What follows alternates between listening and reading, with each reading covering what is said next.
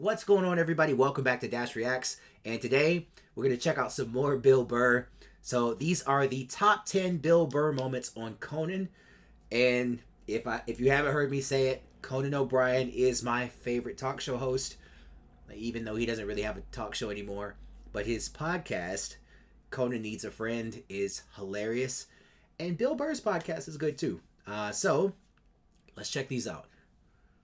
So does your wife watch any of these games with you? Does she? No, she has the female, complex, multitasking brain. That's why they can't be happy. They're always, they're like, what is that lizard that can look at two things at once? That's what they're like. So they got the shoes they want, and then they see some other woman walking in going, oh, look at this skinny bitch over here. She thinks she's cute, right? And that's what I've learned. Oh, God. You know what makes women happy? Nothing. Nothing makes them happy, and that is why they are slowly taking over the NFL, because it annoys them that we can just sit there with, like, a pizza and a drink, like, that's not holding, and just be like, and enjoy ourselves. So you're saying that because you're happy that you think your wife and women in general want to take that? They're jealous of it. They're jealous how simple the male brain is, that you can just sit there and be entertained and find true happiness, and it just bugs them, so they gotta ruin it. And they're slowly taking over the NFL. You know, all next month, once again, they're gonna dress everybody in the NFL like newborn baby girls, for whatever reason. Did you forget that? It is the pause that I think Conan is, like, their interaction is always perfect because Conan's comedic timing is great. Like, he just knows when to pause to let what Bill Burr said just kind of sink in. God, man, I love watching these two together. There's breast cancer for a year ago? Yeah, so they did it last year, and they're going to do it again this year. Yes. They're slowly going to take it over, and they're going to move us out. Because I'm telling you, I don't understand why they keep trying to go into a male football league. It's like, why don't you guys band together and start your own league? Get your own thing going. But I realize they don't want their own thing. They don't want their own shit. They want our shit. I don't know what it is. And I think it's because we're happy. We're just sitting there enjoying ourselves, having a good time without them. It drives them nuts, and they just got to go in there and ruin it. So they got women's basketball. They don't even like it. They don't even like football. They don't even like football. Like, I don't get it. I don't get, like, the fascination. Like, if my wife is having, like, 3 of her friends over, I screw. I leave. I don't need to be there and ruin it for her. I know you guys. I'm going to change the dynamic because I'm there, and you can't talk about 100% female stuff. Out of courtesy, I'm going to get out of there. I'm going to leave. But they can't do that, you're saying? One guy, one chauvinistic jackass up there understands what I'm saying. He's like Edison. I don't know. He invented all this stuff to everybody. What are you talking about? But Diddy? I remember this. Did he sit down and, like, I'm going to invent the iPhone, and just sat there soldering, possibly welding, right? Didn't he have, like, a crew of guys helping him out? Sure, maybe he did. So why, when he went to those nerd fests, didn't he have, like a chorus of scientists behind him who helped him out, too? He walked out like he was Tesla. Like tapping into electricity. I'm not with you. I think he just kind of, like, told people what to invent. Like, he just kind of came in like, I want my whole music collection in that phone.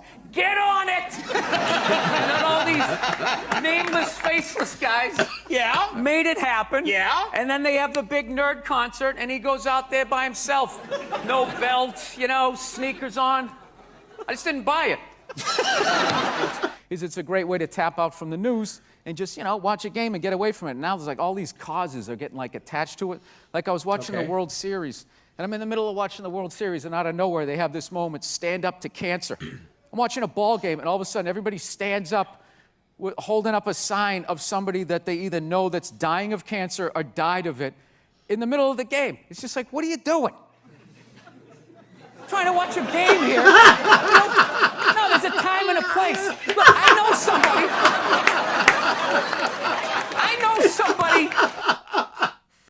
It's the timing. You heard the audience, like, only giggle a little bit. It's the silence after. That has died of cancer. I would never go to the movies with you and in the middle of it hit pause and be like, oh, by the way, Conan, I know this guy.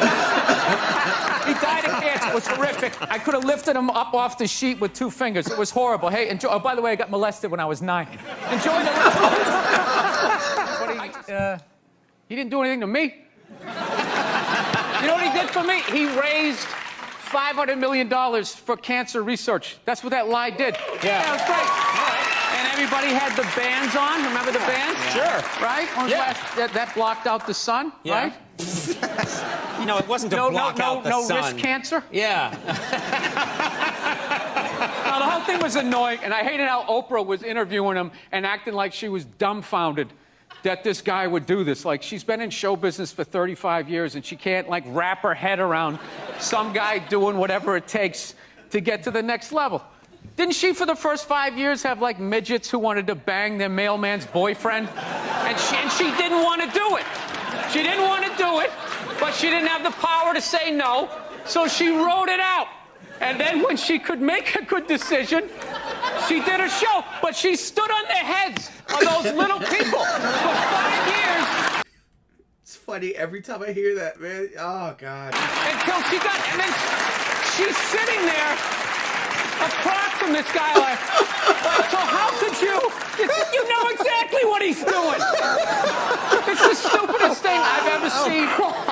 Look, the guy was a sociopath on a bicycle, all right? As far as I'm concerned, we got off easy. Yeah. If that guy was working for a corporation, he probably would have been pouring stuff in the water supply, doing God knows what. Just keep him on the bike.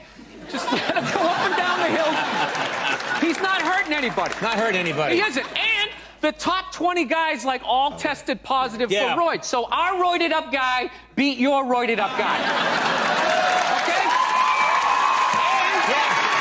And those guys who run that filthy sport, who was sitting there going like, oh, this is ridiculous. He doesn't represent cycling. Are they going to return all the money that they made off of that guy? Huh? They're going to turn in their yachts? They're not going to. They're not going to do it. Everyone turn in your yacht. Are you worried about him at all being in office? Do you think, does it concern you? I don't know. I feel like the president, you only see him like once every 3 weeks. You know? It'd be like if you were dating a chick and if she was a jerk, but you only saw her once every 3 weeks. There's like no way she could break your heart, you know? What? No, it's, you gotta Great your site to move to Canada crashed. Do you think people are going to really move to Canada? Do you think I hope so.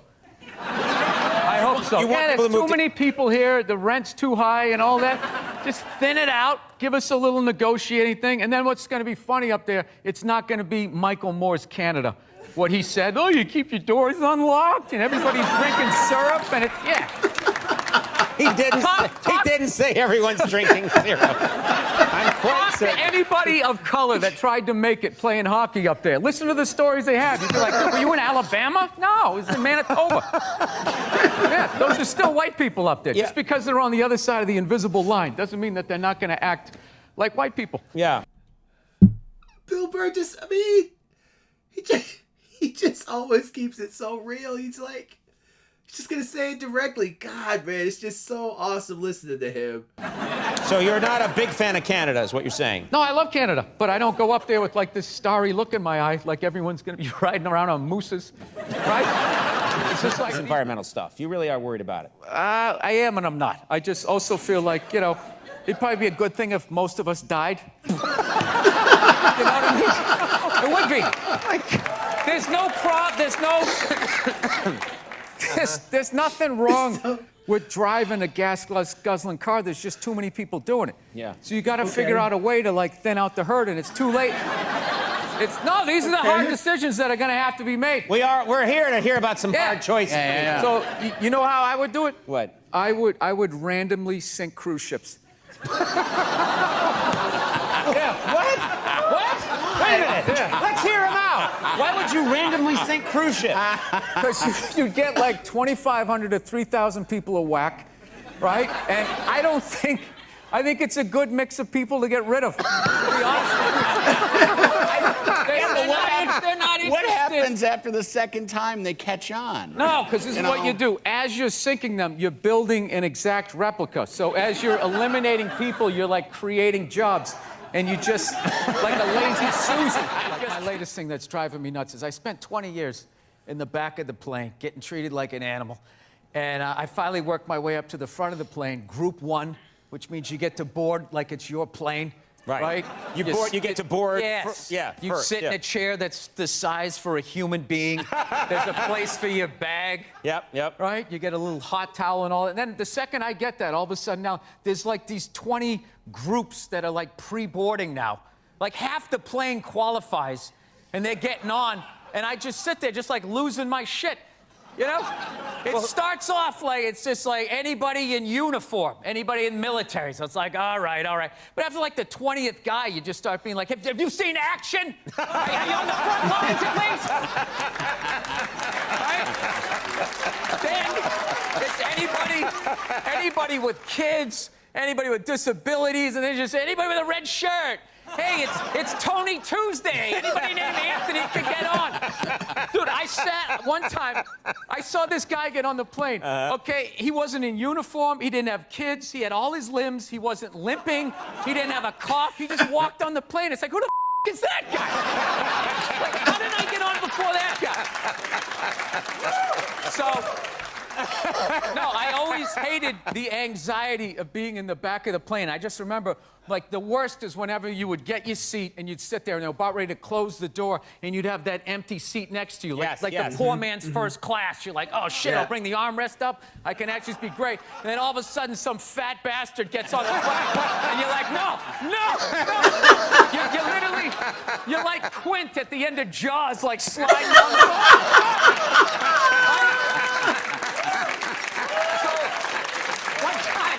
I swear to God, this is all true. This dude got on. He was so fat. He was sitting next to me. I was literally next to him and behind him. He like tried to make himself smaller, and he like folded his arm, and his lat came out like a, you know those old Western saloon things? I'm just sitting behind this thing. Oh man. And the other one, like when you're sitting at the back and you have that empty seat next to you, or empty couple of seats. So it's either the person that's too big for the seat and it ends up like kind of crushing you, or sometimes you get like the really fussy baby. A baby's not a bad thing, but sometimes on a plane, like it just like, you know, and you know how your ears pop and stuff. For a baby, they aren't gonna know what to do. So sometimes you get that baby that cries the entire flight, right? And me, when I'm taking flights, it's usually me, if I'm going to take a flight, it's usually like me trying to go visit the U.S., right? Go visit home. And that's like between 12 and 15 hours if I have a layover. So when you're in that situation, it is a long time to be flying with a baby crying next to you. Again, nothing wrong with babies, because sometimes you get some babies that just kind of sleep most of the way. Or even if they cry a little bit, fine. But a baby that cries like the whole time, or like most of the time, that is a rough trip home. All right. So that motivates you to try to get to a certain all these place years, in life. 20 years, you work your way up to the front, and now still they won't let you. Yeah, now that fat guy's considered disabled because he can't stop eating cookies. So he gets on. Look at everybody groaning. 90% of the world is starving to death. That guy. Eat a salad and get on the treadmill like the rest of us. Were you flipping out the day like when you met? Did you flip out? Did you really that early? Yeah, I remember. She told me to go see that movie Monster. Remember that movie with Charlize Theron? Yeah. Remember that? Yeah. Yeah. And everybody was saying how, oh my God, it was unbelievable. Like they literally blamed guys that she was a serial killer. Yeah. You know what I mean? Like when you saw the Jeffrey Dahmer movie, it wasn't like, somebody shoved a tuna fish sandwich up my ass and I confused people with food, so they didn't make like a big excuse for him. You know? She was a psycho killing people and she should have died. But I'm like watching it feeling guilt. Do they ever take responsibility for their actions? Even when they're murdering people, it's somehow our fault. It's unreal.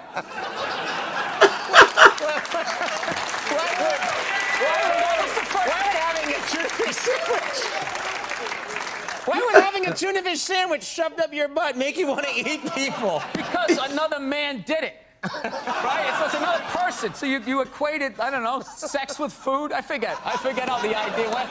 But all I know is she laughed when I said it. She was dying laughing and kind of saw my point. And I always hate when she says to me, she'll just be like, I just don't see where does that coming from?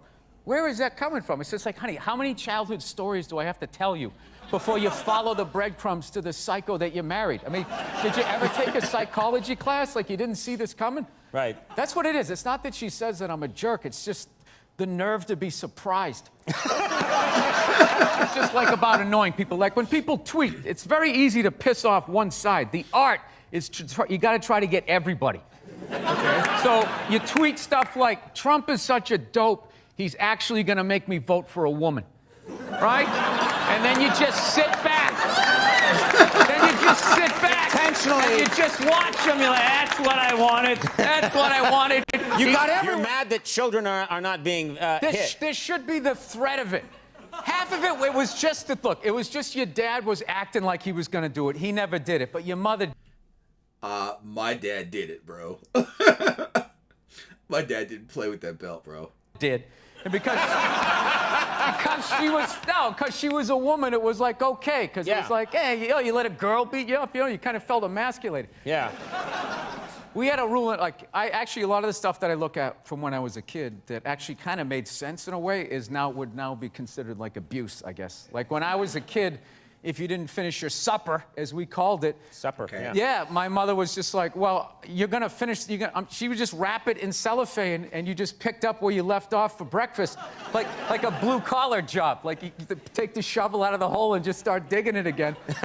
So, yeah, I remember one night we had cube steaks, which is like one of the toughest pieces of meat. I don't know if you guys, everything's so like Asian-infused Wagyu beef. Everybody's eating that crap now, but cube steak was like, they literally had to hit it with a hammer to make it like edible. And so we were having cube steaks, and I forget, my little brother was still in a high chair, and he couldn't finish his. So my mother goes, all right, well, you're just gonna have to eat it for breakfast. And that was like 8 hours away, which was like half his life. So we was like, all right, I'll take that deal. So the next morning, I remember we were having waffles. My mother always made Sunday breakfast, so we had all these waffles, eggs, bacon, this whole layout. My brother was looking at half-eaten cube steaks and a little mound of green bean casserole. And he goes, so he looked at my mom, he goes, Mom, can I have a waffle? And she goes, no, you gotta finish your supper. He's like, well, after I finish my supper, then can I have a waffle? She goes, no, that is your breakfast. And he goes, oh, Mom, I hate you. And my dad, without looking up, took a full glass of milk and threw it in his face. Swear to God. Man, Bill Burr's parents sound like they didn't play either, man. This is hilarious. Hilarious. So you see why he has like that disposition that he does, man. But that's why he's just real with it. This is what kills me. What kills me. You want everyone today to have as miserable. No, but it was kind of funny. We know what's hilarious was my mother just popped up and just immediately started cleaning up, and my dad just kept eating. Like he didn't like the roles were defined back then. Now the guy has to throw the milk, he has to clean it up while telling his wife she's brave for just sitting there. Like whatever that is. Can you hear it? Oh, I know. Women are so overrated, right? We went from We went from not listening to them to now it's ridiculous. Like that believe women. It's like all of them. How about 85%? I'll give you 87%, all right? But that last 13% that keys your car, lights your shit on fire, and puts a family pet in a pot of stew. Who put a pet in a pot of stew? Glenn Close. Oh, Glenn Close, yeah. What movie was that? I never saw it. I think I was too young when it came out. But was it Fatal Instinct? Maybe. I can't remember, but I think that was the one with Glenn Close. But anyway, that was freaking hilarious. Some of those clips I'd seen before, but they're still funny. It's like you can watch them again and again, and they're still funny. And some of them are like newer clips, man. So, man, Bill Burr is just, dude is just funny. He's just funny, downright, straight up. I love watching when people interview him because you just don't know what he's gonna say, and it's gonna be funny. Right, so you're gonna get something that you don't expect, but it's gonna be funny. But anyway, if you enjoyed this reaction, please make sure to give this video a like, comment, share, and subscribe. And I'll catch you in the next one. Peace.